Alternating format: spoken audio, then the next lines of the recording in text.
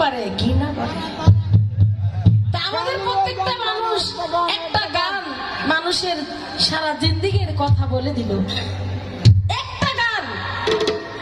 একটা গান আমার জিন্দেগীর কথা বলে দিল। তো আসলে আমরা মানুষ মাত্র 2 দিনের জন্য এসেছি, তাই আমরা হিংসা নিন্দা বিদ্বেষ না করে আমরা কিছুদিনের জন্যই চলে যাবো। আমরা মেহমান, এই দুনিয়ার মেহমান।